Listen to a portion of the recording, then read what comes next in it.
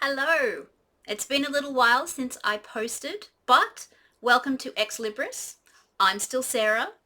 This is still Steinbeck, and I'm still drinking sugar-free V. Let's talk about books.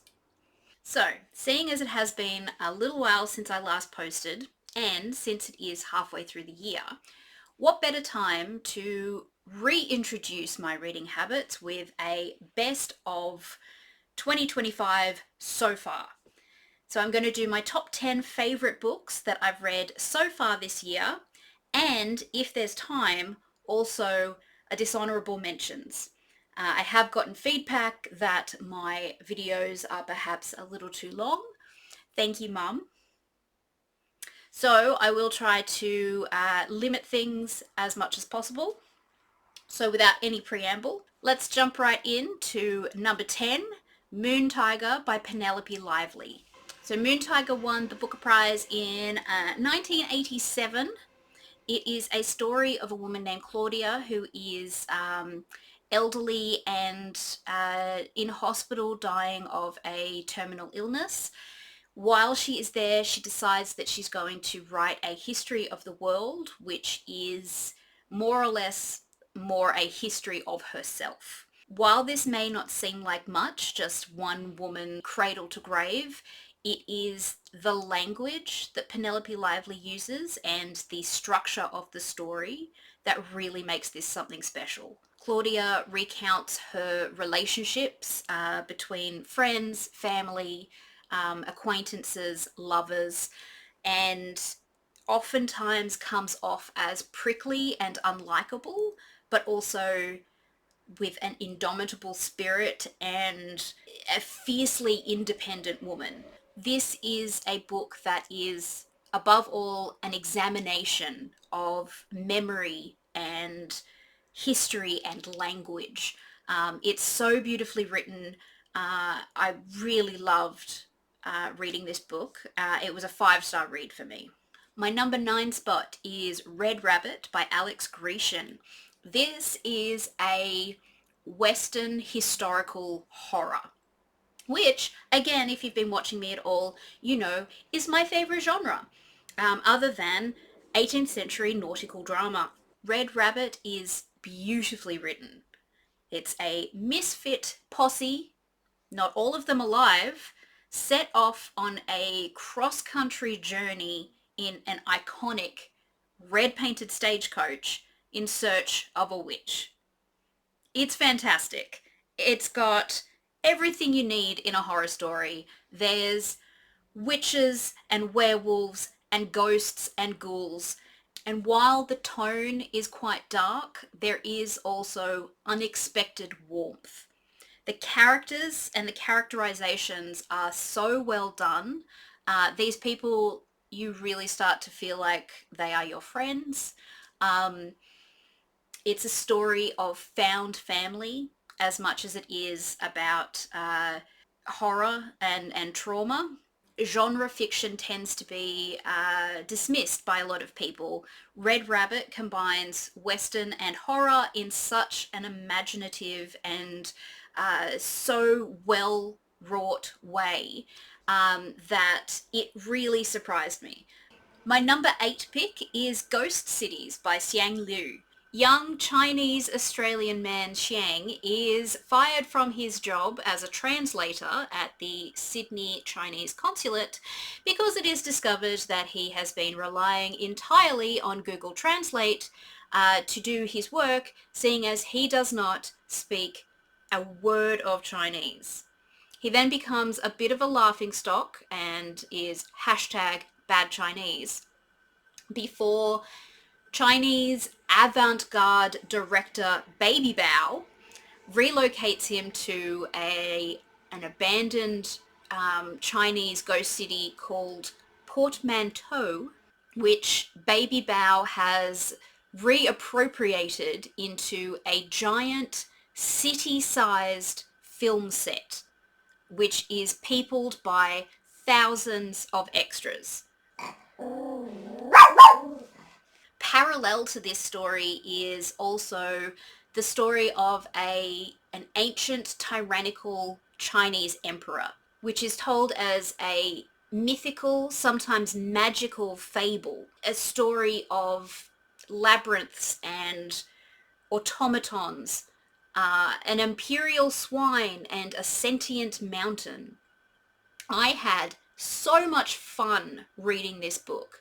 It is funny, it is very unusual, and it has also just been long listed, and rightfully so, for the Miles Franklin Award, and it is my dark horse winner pick. I have my fingers crossed for this one. So my number seven. My number 7 pick is Summer Fishing in Lapland by Juhani Karila. Summer Fishing in Lapland is a genre-defying blend of folktale, fantasy, and nature writing. Every year, Elena must catch a very special pike from a very specific pond before a very specific date, or something very terrible will happen. Set in Finnish Lapland, the setting is so wonderfully evocative and vivid. This is not the touristy Lapland of snow and reindeer. Rather, this is a Lapland of high temperatures, bogs, swamps, ponds, muck, and swarms of bugs and mosquitoes that will eat you alive. It is also a place seething with mythical creatures, most of whom will fuck you up.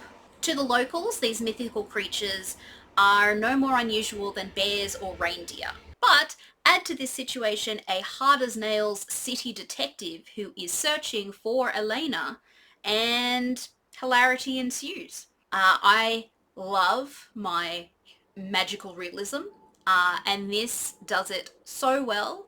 It's kind of like a grown-up Moominland, if you will. This was, for me, just a perfect escapist novel. The writing, the nature writing about this part of Lapland, even though it seems so dreadful, I would love to visit. This was just a wonderful escapist novel, and I loved it. My apologies for the sound quality so far. I forgot to shut the window, and as is the problem with living in a van down by the river, there is a lot of background noise. So hopefully that hasn't been too obvious. My number 7 pick is Nesting by Roisin O'Donnell. Nesting is the story of Kira, a mother to 2 little girls and pregnant with her 3rd child. It details her struggles to extricate herself from an abusive marriage and her struggles to grapple with temporary housing, emergency support, and the Irish legal system. This is an engrossing and propulsive read. It is difficult not to be fully immersed with Kira and her battle, and to really feel every tense, anxiety-ridden moment along with her.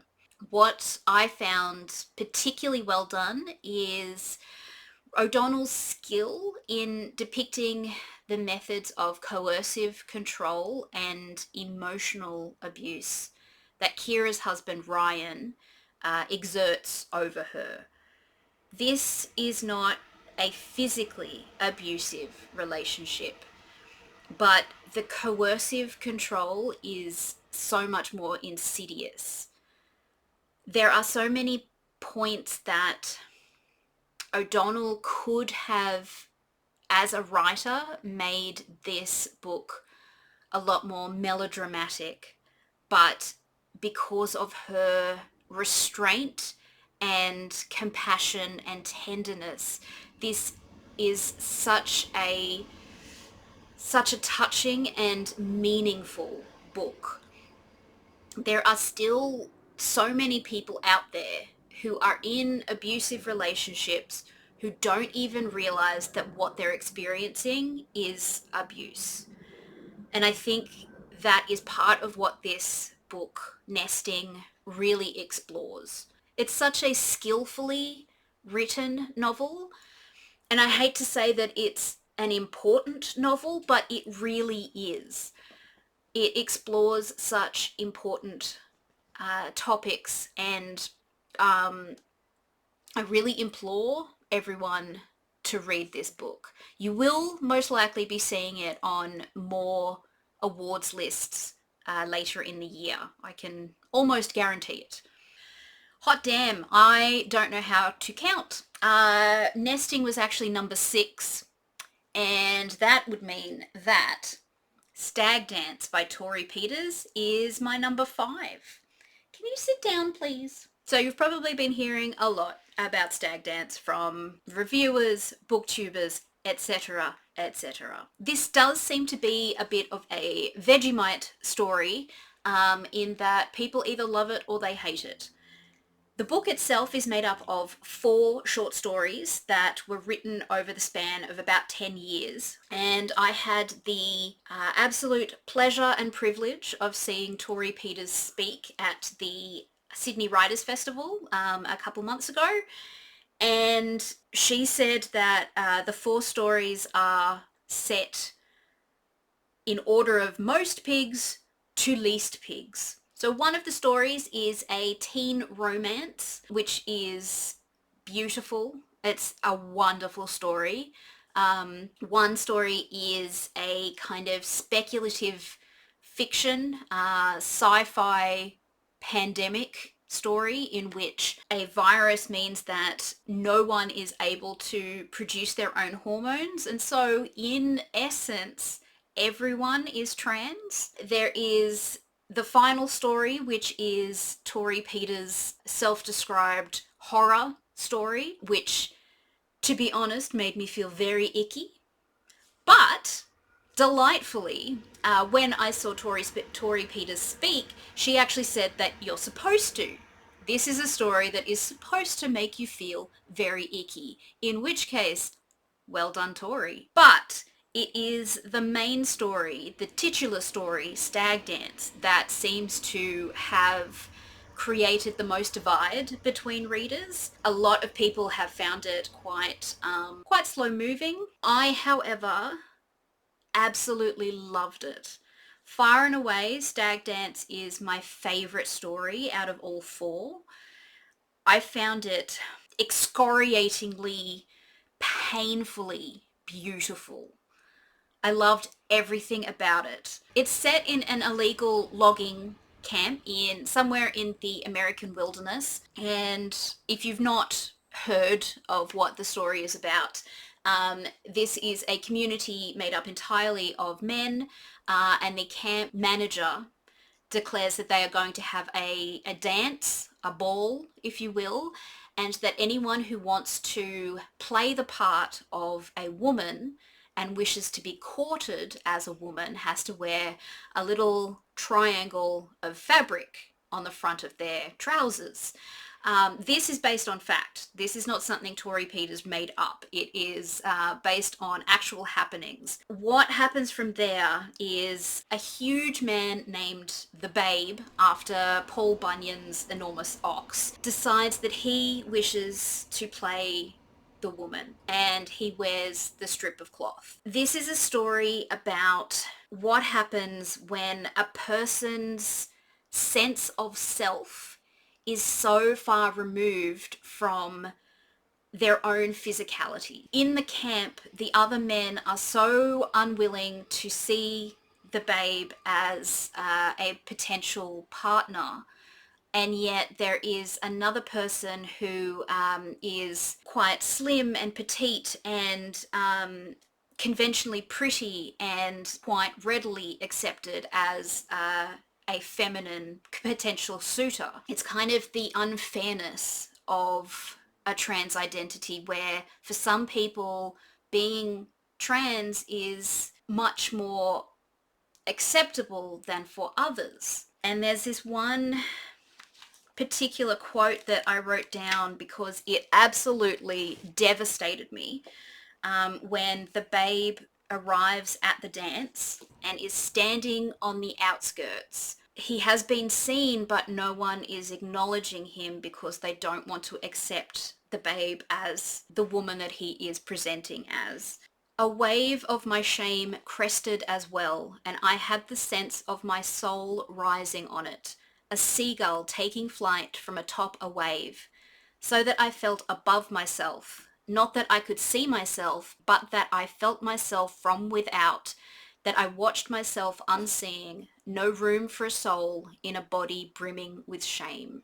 Oh, I read that passage, and maybe out of context you're not getting what I felt, but when I read that passage, I felt my own soul lift out of the top of my head and rise on a crest of a wave like a seagull. It just, I felt it.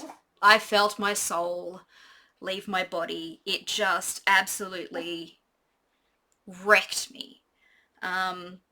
So for me, Stag Dance was the best queer American wilderness story since Brokeback Mountain. I absolutely loved it. Okay, so if my maths is correct, and it almost certainly isn't, we are at number 4, which is The Wall by Marlon Haushofer. So I made an entire video about this book because I loved it so much. I would encourage you to go and have a look at that if you want to learn more about this book, because there is so much to it. I could write a thesis about this book. It is set in the Austrian Alps in the 1960s, which is when it was written, and it is about a woman who wakes one morning to discover that there is an invisible wall encircling her hut, and that she is, for all intents and purposes, the last person left alive on Earth. Her only companions are a dog, a cow, a calf, and a series of stray cats. And from these animals, she creates a society of one. The way that she relates to her animals is so wonderful because she and the animals are a society. This was written basically as a feminist counterposition to Robinson Crusoe, where Robinson Crusoe exerts himself onto the landscape. In The Wall, our protagonist becomes one with the land. It is so wonderfully written. Even though it seems quite simple, there are so many layers of profundity to this story. Yeah, I went deeper into it in my video about The Wall, so please have a look at that if you want to learn more. But that is why this is right up on my number 4 spot. Okay, so we're now into the top 3. It kind of stands to say that very little differentiates the top 3 spots. It was very hard to put these into any kind of order. But at number 3, I have put Betty by Tiffany McDaniel. If you enjoy books that tear your heart out through your chest, throw it on the ground, stomp on it, and then scoop it up, push it back into your chest, sew you up, pat you on the back and say, be on your way, then Betty is for you. My favorite genre is books that destroy you emotionally, and that is what Betty will do. It is a story of a family living in Ohio, predominantly in the 1960s. Our protagonist is Betty, who is one of 6 children to a Cherokee father and a white mother. Of all of the 6 children, Betty is the one who has physically taken after her father, the Native American side of the family. She has dark skin, dark hair, where most of her siblings are blonde and taking after their white mother. Because of this, Betty does experience a lot of racism, not only from the society, her community, but also from within her family. This book does require a trigger warning for all the things. There is a trigger warning for all the things. In particular, this book does deal with sexual abuse, mental health, incest, racism, poverty, and family dynamics. I am fascinated by writers who can create something so beautiful from such horrendous topics. And that is what I believe Tiffany McDaniel has done with this story. It is a kind of fictionalized biography of her mother being Betty, which does make it so much more horrifying and yet also somehow uplifting. Although some of the most awful and traumatic events happen to our characters, Tiffany McDaniel tells the story with such compassion that you still feel tenderness and sympathy for even the most complicated and abusive of characters. Though not Leland. Never Leland. But the mother in particular, who clearly suffers from substance abuse and mental health problems, says and does some truly horrendous things, and yet we feel sympathy towards her because of the skill of Tiffany McDaniel's writing and her characterizations. A truly gorgeous and devastating novel. Okay, a very close number 2 is Some Strange Music Draws Me In by Griffin Hansberry. So this is set in both 1985 and 2019. The 1985 strand follows a teenage girl named Mel who is growing up in a small close-minded town when she befriends a young trans woman who is a few years older than her named Sylvia. And this opens Mel up to a whole new idea of identity that hadn't occurred to her before. In the 2019 timeline, the teenager that we knew as Mel is now a trans man named Max, who is dealing with some personal issues in his life as a teacher who is now on suspension. I absolutely loved this novel, and I'm so shocked that more people are not talking about it. It is a perfect coming of age novel. The insecurities and the uncertainties of being a teenager in this novel are compounded by the fact that this young person, Mel, does not have the language to explain who she is. The idea of trans masculinity in the 1980s in a small town was almost unheard of. Even Sylvia, the trans woman, says that she hasn't really heard of anyone doing it the other way, as in from female to male. Which is not to say that trans men did not exist in this time, because of course they did. They have always existed. It's more that the language to explain who you are, the language just did not exist in that time. Much of what this story involves is the language, especially the fact that a lot of terms that are now considered slurs were the only terms that people from that community could use in those days because it was the only thing they had. And like a lot of marginalized communities, they would take those slurs and reappropriate them for their community. In the 2019 timeline, we see that Max has kind of been harmed by the very people who claim to be allies of the LGBTQIA plus community. I mean, it's usually white women, isn't it? It's usually white cis women who believe they're the gatekeepers of everything. A lot of people found this this section, the more recent section, to be a little didactic, where the author is maybe using it as a platform to talk about current issues in the LGBT and trans community. But I believe it was done well. And why can't you learn something from a book? I thought this was a truly beautiful book, incredibly well written. There's also a lot of plot points that, you know, could have been made a lot more melodramatic, but instead were incredibly restrained and thought out and beautiful. And I just think more people should be reading this book. What are you doing? Sit down, baby. As I said, my top three could be mostly interchangeable.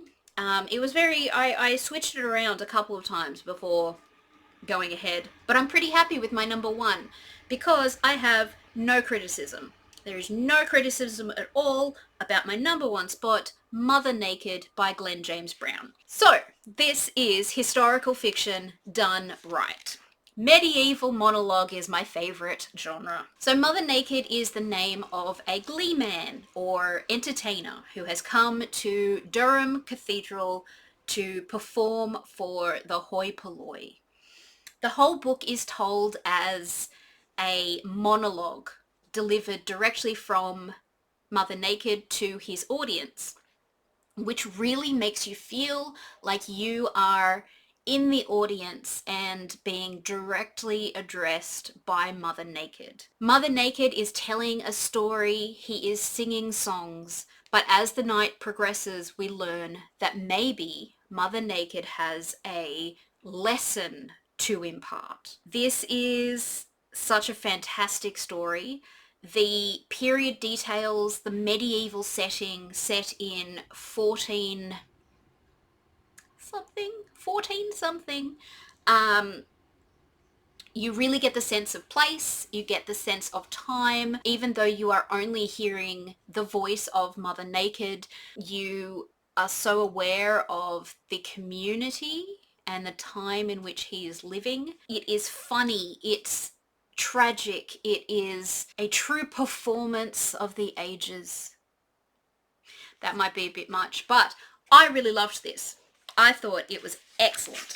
Mother Naked's character it comes across so clearly, and the story is so well paced and well thought out that when everything comes to its conclusion, it is so satisfying. So I am delighted to put Mother Naked as my number one favorite book of the year so far.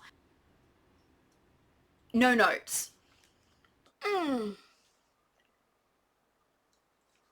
So, shall we do dishonorable mentions? There haven't been that many disappointments this year. Far more good reads than bad, but there are a few that just didn't work for me. So we'll start with Under the Eye of the Big Bird by Hiromi Kawakami. I didn't get it. I didn't get it. Juice asked the question, what if Tim Winton wrote Mad Max? Now, this is not a bad book, and it will most likely be featured on a number of awards long lists towards the end of the year. I found too much of the story vague and obscure, with way too much left unresolved. And finally, my last three dishonorable mentions are, interestingly enough, all former Booker winners. It kind of stands to reason that if I weren't trying to read every Booker winner, I probably wouldn't have persisted with these three books, which is not to say that they're bad books necessarily, especially the first, but again, they just didn't work for me. First of all, The Sea by Iris Murdoch. I did record a video about this book after I read it, but I never posted it because the video was a bit not good. So let's see what Sarah from 3 months ago thought about The Sea the Sea. I hated it. I hated this book. I hated reading this book. Interesting. Would you like to expand on that at all? Maybe I did like this novel? Did I like this novel? I don't know if I liked this novel. Do I think this book has literary merit? Yes. Do I think this book is well written? Yes. Do I believe Iris Murdoch was a person of great and sharp intellect? Yes. Did I enjoy reading this book? No. Very good. Thanks for that, Sarah from 3 months ago. Next, In a Free State by V.S. Naipaul. This book made me feel so uncomfortable. The characters are awful. They have awful opinions and they do awful things. The racism towards black people in particular is so uncomfortable. It passes all the way through satire and straight into plain offensive. After I finished this book, I felt like I had to have a scalding hot shower and just scrub my skin. It made me feel so gross. And finally, Last Orders by Graham Swift, in which 4 grumpy men take a road trip to scatter the ashes of their friend in the sea at Margate. Their relationships to the dead man and to each other are conflicted and fraught with tension, and can be summarized thusly. Men don't talk about their feelings. There, I saved you 296 pages. And there you have it. My top 10 and 5 worst books of the year so far. I am hopefully not going to have as long a hiatus as we've just experienced. I'm trying to be more organized, but as anyone of you who knows me will be aware, punctuality is not my strong point. I'm doing my best, and you know what would help? Give me a little thumbs up, give me a follow, give me a like, give me a comment. I am unlikely to push myself for my own sake because I don't think I deserve nice things. But if I know people are relying on me and expecting me to post a video, then I am much more likely to do so because I don't like letting people down. So I'm guilt tripping you into subscribing. That'll work. Anyway, thank you again for joining me. I do hope to do more videos in the future. Let me know if there are any particular genres that you would like me to focus on. Steinbeck and I look forward to seeing you in the future.